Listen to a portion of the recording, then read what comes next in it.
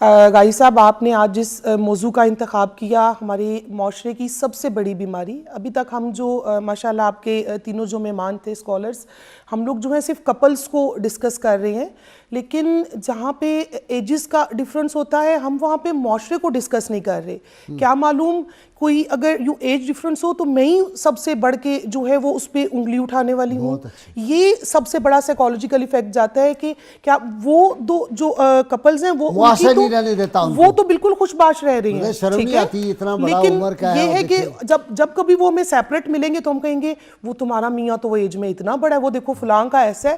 تو یہ بہت بڑی ہمارے معاشرے کی بیماری ہے کہ ہم جو ہے وہ ہم کسی کو خوش نہیں رہنے دیتے. وہ ان کی انڈرسٹینڈنگ وہ تو ایک سائڈ پہ اس کو آلریڈی ہم ڈسکس کر چکے ہیں، میں اب اس کی طرف دوبارہ نہیں جاؤں گی.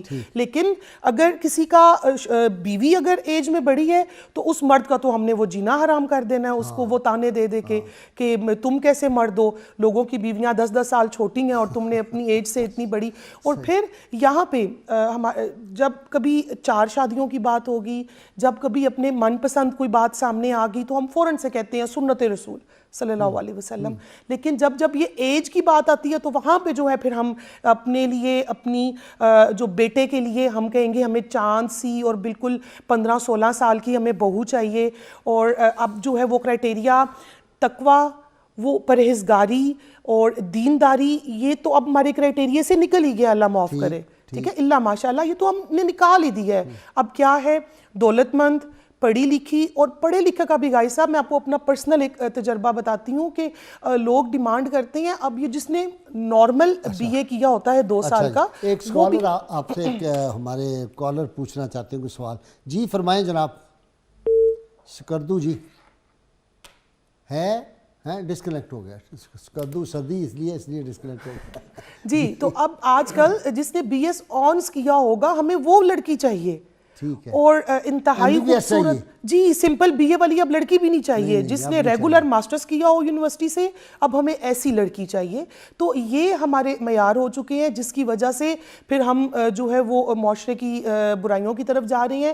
اور ہمارے معاشرے میں نکاح سب سے مشکل ترین کام ہو چکا ہے، نکاح کرنا. جبکہ ترمذی شریف، یورپ نے تو ویسے ہی فارغ کر دیا، وہ تو شادی آپ کرتے ہی نہیں. بالکل، وہ تو کہتے ہیں کہ وہ اپنی کیا اس کو کہتے ہیں جی ٹرم ہے میوچل انڈرسٹینڈنگ. ہاں وہ کیا اس کو کہتے ہیں پروفیسر، وہ نہیں وہ کہتے ہیں بس فرینڈ، اس کو کوئی ٹرم ریلیشن شپ کچھ اس طرح کا وہ ورڈ ہے، وہ کہتے ہیں کہ وہ بس رہ رہے ہیں بطور فرینڈز کے رہ رہے ہیں، کوئی شادی وادی نہیں. اور رسول اللہ صلی اللہ علیہ وسلم نے فرمایا کہ جب 3 ایسی چیزیں بتائیں کہ جس میں بالکل دیر مت کرو. ایک، جب نماز کا وقت ہو تو نماز پڑھو، اور دوسرا جب کوئی فوت ہو جائے تو اس کے جنازے میں تاخیر مت کرو، اور تیسرا جب آپ کا بیٹی یا بیٹا عمر کو پہنچ جائے اور اس کا اچھا پیغام بھی آ جائے تو نکاح میں بالکل بھی دیر مت کرو.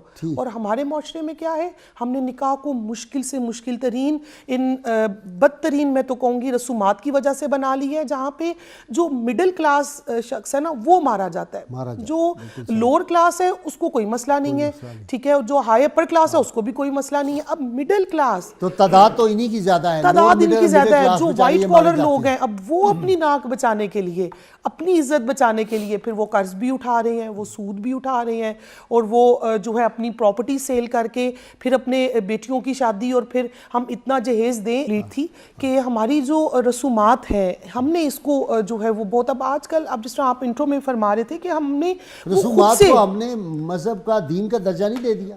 جی بالکل، ہم نے اپنے اوپر اس کو فرض قرار دے لیا ہے. ہم نے جو ہے، اور جو کرنے والی باتیں ہیں اس کو ہم کرتے نہیں ہیں، ٹھیک ہے. اب جہاں پہ بولا گیا کہ نکاح سادگی سے کر لو، اور یہ تو ہم نے اپنے اوپر حرام قرار دے لیا ہے کہ ہم اس کو سادگی سے کریں گے جب تک ہم جو ہے 2-3 ہزار بندہ نہ بلوا لے، سب سے شہر کی سب سے بڑی مارکی بک نہ کروا لے. خالہ کے آج ڈھولک ہے، آج پھوپھی کے ہاں ڈھولک ہے. جی 15-15 20-20 دن کی رسومات پہلے 4 دن پہ تھے، اور اب تو ہم لوگ